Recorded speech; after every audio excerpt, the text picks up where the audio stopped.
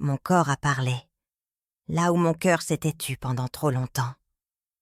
Est-ce que vous m'écoutez d'un petit village, d'un appartement en silence, ou d'un coin tranquille, où l'on se souvient encore? Dites-moi, avez-vous déjà senti, vous aussi, que votre vie pouvait basculer en une seconde? Moi, c'était un matin froid de janvier, en 2008. Un matin banal, jusqu'à ce que tout s'arrête. Je préparais mon thé, comme tous les jours. L'eau commençait à frémir, mes pensées flottaient ailleurs. Puis soudain, mon bras gauche s'est engourdi. Complètement. Une sensation étrange, comme si le temps se retirait de mon corps. J'ai voulu appeler. Aucun son n'est sorti. Et j'ai senti mes jambes céder. Je me suis retrouvée au sol, seule, incapable de bouger. Le carrelage me glaçait la joue. Je fixais le plafond. Mais je priais, en silence. Pas pour vivre, non. Pour que quelqu'un me trouve. Pour ne pas disparaître ainsi, comme une feuille tombée qu'on ne ramasse pas. Je ne sais pas combien de minutes ont passé. Peut-être 5, peut-être 50. Le monde tournait encore dehors, mais moi, j'étais déjà ailleurs. Entre la peur et la résignation. Et pourtant, je crois que Dieu ne m'a jamais complètement abandonnée. On croit parfois que l'amour protège, mais il peut aussi emprisonner. Et vous, avez-vous un enfant qui était tout pour vous? Celui dont vous disiez fièrement « Avec lui, je ne crains rien ». Moi, c'était Julien. Mon unique fils, mon soleil après tant d'ombre. Ce jour-là, quand il est arrivé, j'ai cru que tout allait s'arranger. J'ai cru que l'amour allait me sauver. Il s'est précipité vers moi, les yeux remplis de panique. Il m'a soulevée du sol, m'a tenu fort contre lui, répétant « Ne pars pas, maman. Reste avec moi. » Et moi, faible, brisée, je me suis abandonnée à ses bras. J'étais si soulagée. J'avais besoin de croire qu'il allait me protéger, comme il l'avait toujours promis. Julien a toujours été un fils très présent. Même petit, il avait besoin d'être contre moi, tout le temps. Je trouvais ça attendrissant. Mon mari, Paul, trouvait ça un peu excessif. Moi, je ne voyais que de l'amour. Après tout ce que j'avais vécu enfant, ce garçon-là, c'était ma lumière. Mais en le regardant ce jour-là, quelque chose m'a traversée. Une sensation floue, comme si, dans ses yeux inquiets, il y avait autre chose qu'un simple amour de fils. Une forme de possession, de besoin qui serre trop fort. Je ne pouvais plus parler, pas un mot. Ma bouche s'ouvrait parfois, mais rien ne sortait. Mon bras gauche était mort, mes jambes absentes. Tout ce que j'avais, c'était mes yeux. Et Julien, toujours Julien. Il venait chaque matin, tirait les rideaux, m'habillait, me nourrissait. Avec une douceur étrange, presque religieuse. Il murmurait « Tu verras, maman. Je vais tout faire pour toi. Tu n'as besoin de personne d'autre. » Et moi, allongée, figée, je le regardais faire. J'essayais de croire que c'était normal, que c'était ça, l'amour. Mais ses gestes prenaient leur temps. Ses mains ne quittaient plus mon corps aussi vite qu'avant. Il disait que les infirmières étaient so brusques, que les soignants ne comprenaient rien à mes besoins. Il avait renvoyé tout le monde, même le kiné, même l'assistante sociale. « Je suis là, je te protège. » Sa voix était douce, mais ses gestes commençaient à peser. Je me souviens d'un bain, l'eau tiède, ses doigts sur ma nuque, plus bas, trop bas. Mon cœur battait trop fort, mais je ne pouvais pas crier, pas bouger, juste pleurer en silence et prier pour que ça passe vite, que ça s'arrête. Mais ce n'était que le début. Et personne ne savait que j'étais déjà en train de disparaître. La première fois que j'ai voulu ouvrir la bouche pour dire « merci », aucun son n'est sorti. La deuxième fois, c'était pour dire « non ». Rien non plus. Alors j'ai arrêté d'essayer. Julien, lui, parlait pour deux. Il décidait, organisait, régulait. La maison était devenue un sanctuaire. Ou une cage. Il avait enlevé le téléphone. Plus de ligne fixe. Mon portable, disparu. Il disait que j'avais besoin de repos. Pas de distraction. Les rideaux restaient tirés, la sonnette débranchée. Il contrôlait la lumière, l'air, les heures, même le courrier. Il ouvrait tout, lisait à voix basse et disait « Rien d'important ». Un jour, j'ai entendu frapper à la porte. Une voisine, sans doute. Julien s'est figé. Puis il a chuchoté près de mon oreille. « Tu n'as pas besoin de la voir. Les gens compliquent ta tout. » Ensuite, il a monté le volume de la radio. J'ai fermé les yeux. Mais mes larmes coulaient qu'à toute seule. J'étais là, vivante, consciente, et pourtant déjà enterrée. Parfois, je rêvais que j'étais ailleurs, dans une maison ouverte, avec des rires au loin, du soleil sur mon visage. Mais chaque fois que je me réveillais, c'était toujours le même plafond gris, le même silence, et ce poids sur ma poitrine, qui n'avait rien à voir avec ma maladie. Au début, c'était tendre. Julien versait l'eau avec douceur, ajustait la température, parlait à voix basse, comme on parle à une enfant. Il me lavait les cheveux, posait une serviette chaude sur mes épaules. « Tu verras, maman, tu vas te sentir mieux. » Je restais là, immobile, enfermée dans mon corps. Et je me disais que c'était normal. Mais avec le temps, quelque chose a changé. Les gestes sont devenus plus lents, les soins plus insistants. Il prenait son temps, me touchait comme s'il cherchait à retenir chaque seconde. Et moi, figée, je regardais le plafond, les ombres des rideaux, le bout de la lampe qui oscillait. Je me disais que c'était moi qui exagérais, que c'était la gêne, pas la peur. Je ne pouvais rien dire, rien faire, juste attendre que ce soit fini. Une fois, j'ai pleuré doucement pendant qu'il m'habillait. Il a essuyé mes larmes avec ses doigts, puis il a chuchoté.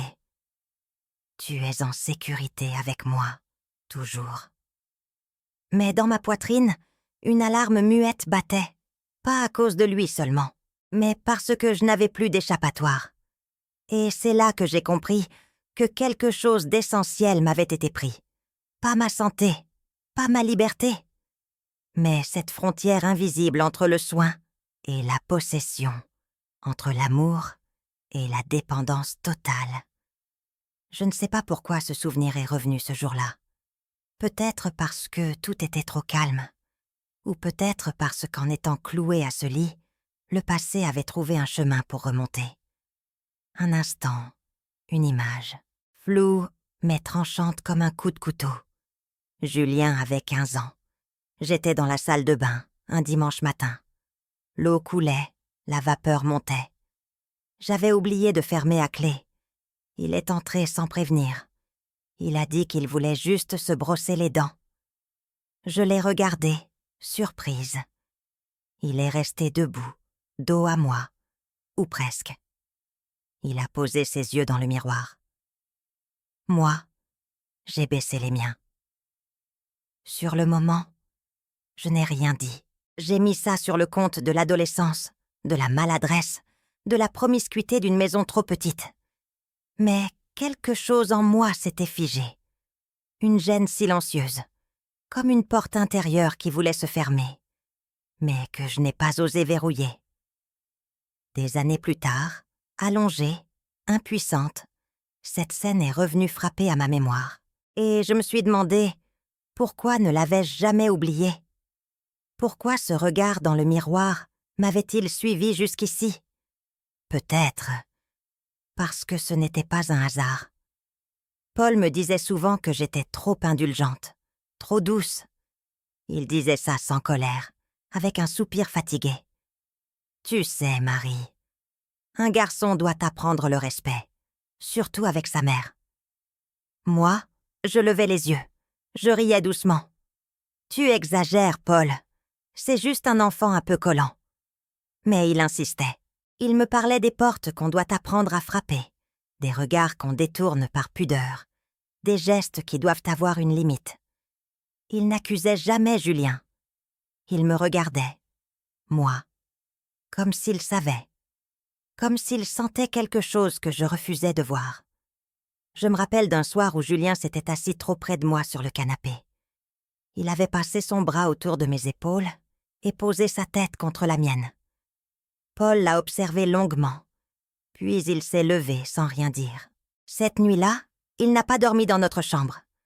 Je n'ai pas voulu écouter, peut-être par peur, peut-être parce que j'avais besoin de croire que tout allait bien, que j'étais une bonne mère, que mon fils était normal. Mais allongée dans ce lit, je me demandais combien de choses ai-je laissé passer, sous prétexte d'amour. J'ai appris très tôt qu'il valait mieux ne pas faire de bruit. Mon père criait souvent. Il avait la voix lourde et les mains rapides. Ma mère, elle, ne disait rien. Elle ramassait les assiettes cassées, essuyait les larmes et préparait le dîner comme si de rien n'était. J'ai grandi dans ce silence-là, celui qui protège et qui détruit à la fois. À 14 ans, j'ai rencontré M. Paul Deschamps, mon professeur de français. Il avait 20 ans de plus. Il m'écoutait. Il disait que j'étais différente, délicate. Il m'a proposé de fuir. Je n'ai pas hésité. Je croyais qu'il m'aimait. Je voulais juste qu'on me regarde autrement. Je me suis mariée à 15 ans. J'étais déjà enceinte. Julien est né l'année suivante. Paul m'a acceptée, lui, malgré mon passé, malgré mes silences. Il m'a offert une maison, une routine, une tendresse discrète. Mais j'étais toujours cette petite fille d'avant, celle qui avait appris à ne pas faire de vagues. Alors quand Julien grandissait trop vite, trop près, trop intensément, j'ai refait ce que je savais faire. J'ai baissé les yeux, j'ai justifié, j'ai cru que c'était normal. Parce que dans ma vie, l'amour avait toujours eu un goût de blessure. Et la peur, celui de la maison. Julien est né un matin d'automne. Je me souviens du vent dans les arbres, des feuilles qui tombaient. J'avais à peine 16 ans. Mais en le tenant dans mes bras, j'ai cru que tout allait changer, que mon passé était derrière moi et que lui, il serait mon avenir, mon sens, mon abri. Il était toujours accroché à moi. Même bébé, il refusait les bras des autres. Il ne dormait que si je chantais doucement à son oreille. Plus tard, il me suivait dans chaque pièce, posait des questions sans fin, me touchait le visage comme pour s'assurer que j'étais bien réelle.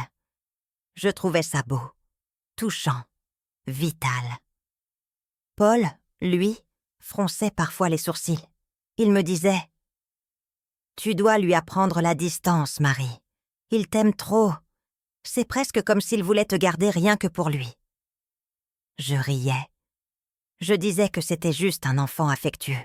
Mais quelque part, une voix plus ancienne murmurait « Et s'il avait raison ?» Avec le temps, Julien n'a jamais coupé le cordon. Même adulte, il m'appelait 3 fois par jour, me demandait où j'étais, ce que je mangeais, si j'avais bien dormi.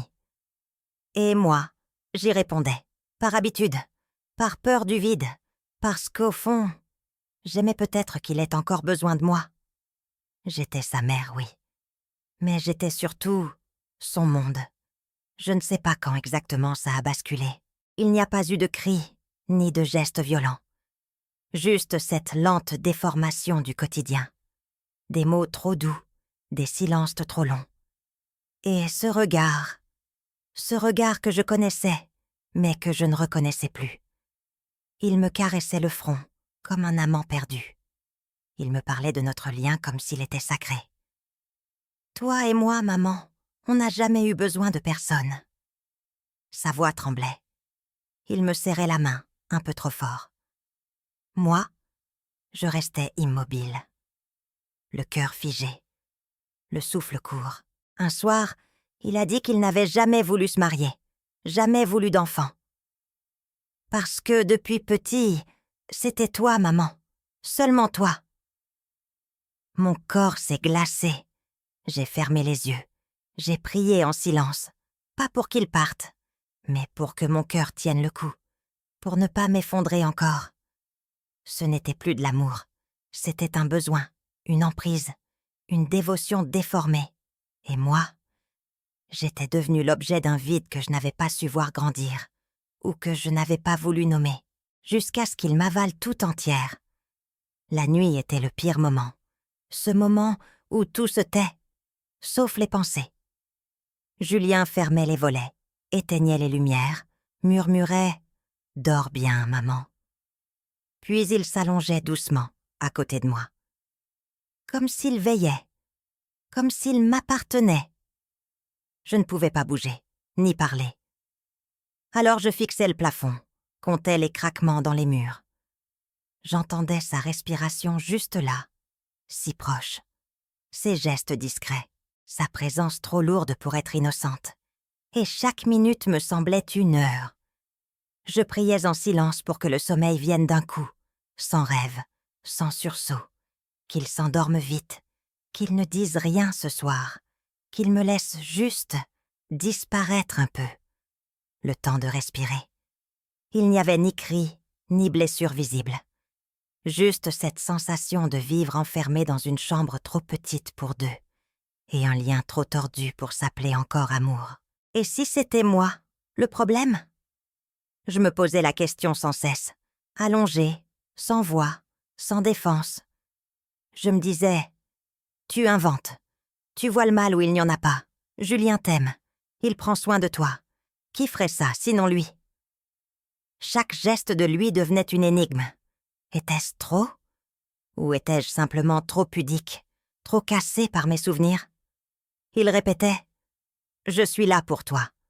Personne d'autre ne le ferait. » Et à force de l'entendre, j'ai presque fini par y croire. Je m'accrochais à la logique, aux années passées, à ce garçon qui m'apportait des fleurs à la fête des mères, à ses câlins d'enfant. Je me disais, il a juste peur de me perdre. C'est ça, rien d'autre. Mais dans mon ventre, une vérité plus ancienne me faisait mal, parce que parfois, ce n'est pas le corps qui crie, c'est l'intuition, celle qu'on étouffe, qu'on enterre sous les souvenirs heureux, mais qui, une fois réveillée, ne se rend plus jamais au silence. Chaque matin, après son départ, je restais seule pendant 1 heure. Il disait qu'il allait chercher des courses. Parfois, je n'y croyais pas. Mais je faisais semblant de dormir, parce que c'était mon seul moment de répit. Alors j'ai commencé à m'exercer. Pas le corps, il ne répondait toujours pas, mais la voix. Où ce qu'il en restait. Couché sur le dos, je répétais en silence. Aidez-moi. S'il vous plaît. Quelqu'un. Mais les mots restaient coincés, bloqués dans ma gorge comme des pierres. Un jour, un son est sorti. Faible, rauque, presque inaudible. Mais je l'ai senti vibrer. Et j'ai pleuré. Pas de douleur, de soulagement. Parce que dans ce souffle brisé, il y avait une promesse.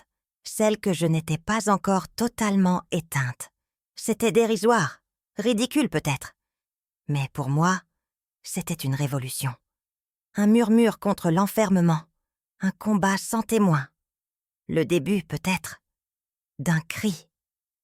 Cette nuit-là, il était venu se coucher près de moi, comme d'habitude.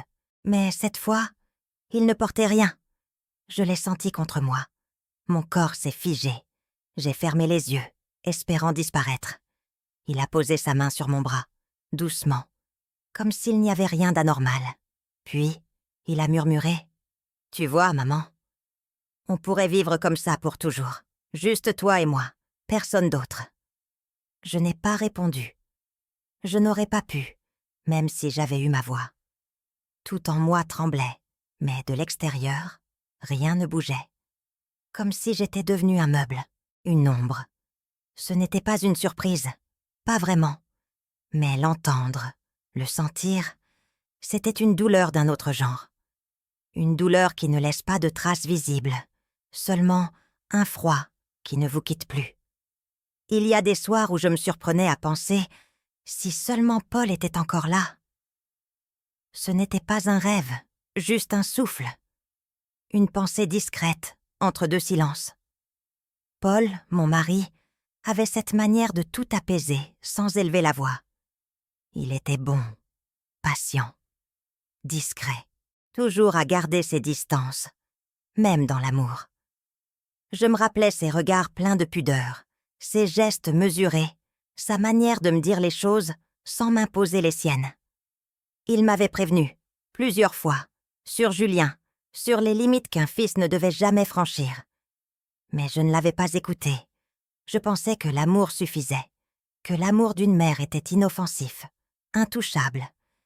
Et maintenant, allongée, réduite au silence, je comprenais ce que j'avais refusé de voir. Ce qui semblait impossible était devenu ma vie. Un jour, quelque chose était différent. Je ne saurais dire quoi. La lumière, l'air, ou peut-être que la peur, à force de me retenir, avait fini par se rompre. Julien était parti faire des courses, comme d'habitude. J'étais seule, presque. Je sentais une chaleur étrange dans la gorge, une tension, une envie de dire, de sortir, de faire exister mon nom dans le monde. Alors j'ai inspiré, fort, comme jamais depuis des mois. Et j'ai crié, un son brut, rauque, tremblant. « Aidez-moi, s'il vous plaît !» Le cri n'était pas fort, mais il était vivant. Et dans ce murmure désespéré, j'ai senti quelque chose changer. Le silence n'était plus intact. Il avait été fendu. Et moi, je n'étais plus seulement une femme couchée dans un lit. J'étais quelqu'un qui appelait. Quelques minutes plus tard, j'ai entendu du mouvement derrière la porte. Des pas, une voix. Quelqu'un avait entendu. Et pour la première fois depuis longtemps, je me suis sentie vue. C'était Madame Lambert, la voisine du dessous. Une femme discrète, toujours polie, toujours pressée. Mais ce jour-là, elle n'a pas réfléchi. Elle a entendu, elle a su, et elle a monté les escaliers sans attendre. J'ai entendu sa voix de l'autre côté de la porte. « Madame Marie, tout va bien ?» Puis, le silence. Je voulais répondre, hurler encore, mais mes forces m'étaient parties avec ce premier cri. Alors, j'ai pleuré. Elle a compris, elle a appelé les secours, et elle n'a pas raccroché, même quand Julien est rentré. Il a crié, il a dit qu'elle exagérait, qu'elle n'avait pas à intervenir, qu'il s'occupait très bien de sa mère. Mais elle n'a pas cédé, elle lui a tenu tête. Elle est restée là, debout, comme un rempart entre lui et moi. Quand les pompiers sont arrivés, j'ai vu son visage, sérieux, froid, et ses yeux, ils étaient pleins d'une vérité muette, comme s'il disait « Je savais qu'il se passait quelque chose ». Ce jour-là, je n'étais plus seule. Je ne me souviens pas du trajet, seulement du froid sur mes mains, des voix autour de moi, et d'un drap propre qui me couvrait jusqu'au menton. J'étais couchée dans une ambulance, les yeux ouverts, mais ailleurs. Comme si mon âme n'osait pas encore croire qu'elle avait quitté cette chambre. À l'hôpital, les infirmières parlaient doucement. On m'appelait Madame Marie, comme si j'étais une patiente ordinaire. Mais dès qu'on me posait une question, je pleurais, sans arrêt. Les mots ne sortaient pas, alors les larmes parlaient sans doute pour moi. Les médecins ont examiné mon corps. Ils ont vu, compris, noté les marques, l'état de faiblesse, les signes de négligence, et plus encore. Ils se regardaient entre eux avec cette gravité silencieuse que seuls les professionnels connaissent. Je détournais les yeux. Je me sentais honteuse, comme si c'était moi qui avais laissé faire. Mais au fond, quelque chose en moi s'apaisait. J'étais en lieu neutre. Personne ne m'appartenait, ici. Et pour la première fois depuis longtemps, je respirais sans peur. Dès mon arrivée, les médecins ont été clairs. Julien n'avait plus le droit de m'approcher. Pas un appel, pas une visite. Il disait qu'il fallait me protéger, me laisser respirer. Une assistante sociale a été appelée pour essayer de joindre quelqu'un d'autre. Un autre nom, une autre voix, C'est elle qui a retrouvé Claire. La nièce de Paul. On ne s'était pas vus depuis longtemps. Mais à peine prévenue, Claire a dit qu'elle viendrait. Le jour même. Elle a pris la route sans poser de questions. Pendant ce temps, l'équipe médicale se relayait avec attention. On me nourrissait doucement. On me réapprenait à m'asseoir, à reprendre contact avec le monde. Je sentais qu'ici, chaque geste n'avait qu'un but, me rendre à moi-même. Quand Claire est entrée dans la chambre, elle n'a rien dit. Elle s'est approchée, a pris ma main et s'est mise à pleurer, doucement, sans bruit. Moi aussi. Il n'y avait rien à expliquer. Tout était déjà compris. Le procès n'a pas duré longtemps. Les preuves étaient là. Les rapports médicaux, les témoignages, les années de silence désormais exposées. Julien a été condamné à 10 ans de prison. Les journalistes parlaient d'un cas rare, d'une affaire troublante. Moi, je regardais par la fenêtre. Je ne suis pas allée au tribunal. C'est Claire qui m'a tout raconté. Comment il s'était défendu, comment il avait nié, puis s'était effondré. Elle disait qu'il avait l'air d'un enfant perdu. Mais moi, je ne voyais plus un enfant. Je voyais un vide, un mal qu'on n'a pas voulu nommer à temps. Quand on m'a annoncé la sentence, je n'ai pas souri. Je n'ai pas pleuré. J'ai seulement fermé les yeux. Longtemps.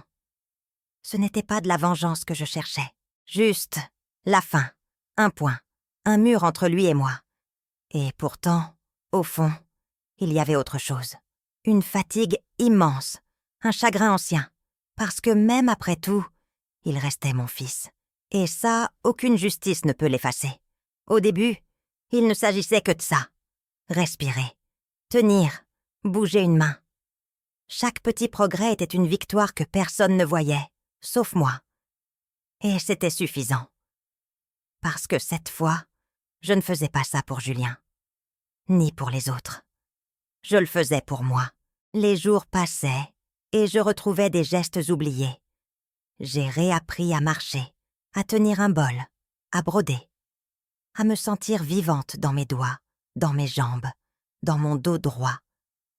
Ce n'était pas spectaculaire, mais c'était vrai, authentique, lent et profond.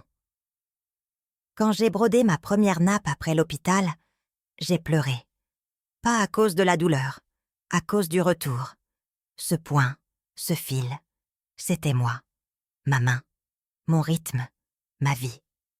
Refaite, doucement, sans bruit. J'ai vendu la vieille maison d'Angoulême. Trop de couloirs, trop d'ombre. Je n'ai rien emporté, ou presque. Juste un cadre de Paul, quelques nappes, une boîte de fil à coudre. Le reste, j'ai laissé. Même les murs, même la cuisine. J'ai trouvé un petit logement à Uzès, pas grand, mais clair, avec une fenêtre sur une placette où les enfants jouent. Claire m'a aidée à m'installer. Elle vient parfois le dimanche. Elle ne pose pas de questions. Et moi, je ne raconte que ce que je peux. Ici, personne ne me connaît. On m'appelle Madame Marie, ou la Dame des Gâteaux. Et c'est parfait ainsi. Je vis à mon rythme. Je décore ma table selon les saisons. Je choisis mes silences. Et surtout, je ne dois rien à personne. Au marché du samedi, j'ai une petite table. J'y vends des confitures de figues, des biscuits à la lavande, des sachets de pain d'épices. À côté, j'expose mes nappes brodées, mes petits anges en tissu. Les gens s'arrêtent, goûtent, sourient. Ils ne savent rien de mon histoire. Ils goûtent juste la tendresse de mes mains. Un monsieur m'a dit un jour « Vos sablés, madame, on dirait ceux de ma grand-mère. » J'ai souri. C'était le plus beau compliment qu'on pouvait me faire. Parce que tout ce que je n'ai pas pu dire, avec ma voix, je le dis avec le sucre, avec le tissu, avec la douceur. Ce ne sont pas de grandes choses. Mais c'est ce que je peux offrir. Et parfois, ça suffit pour rendre une journée plus légère, pour adoucir une mémoire. 3 ans après sa sortie de prison, Julien est réapparu. Il avait changé. Le visage fatigué, les mains tremblantes. Il m'a dit qu'il était malade, que la vie ne lui avait rien laissé. et qu'il avait besoin de moi. Sa voix était la même. Mais quelque chose en moi ne l'était plus. Je l'ai écouté, en silence, comme on écoute un rêve qu'on a déjà fait trop souvent. Puis j'ai dit « Je te pardonne, mais je ne peux plus t'accueillir dans ma vie. » Il n'a rien dit. Il a hoché la tête. Il est reparti. Je n'ai pas fermé la porte par vengeance, mais par nécessité, parce qu'aimer ne signifie pas toujours rester, et que certaines blessures, pour cicatriser, ont besoin d'espace. Julien est mort en 2020. Un appel, une voix neutre.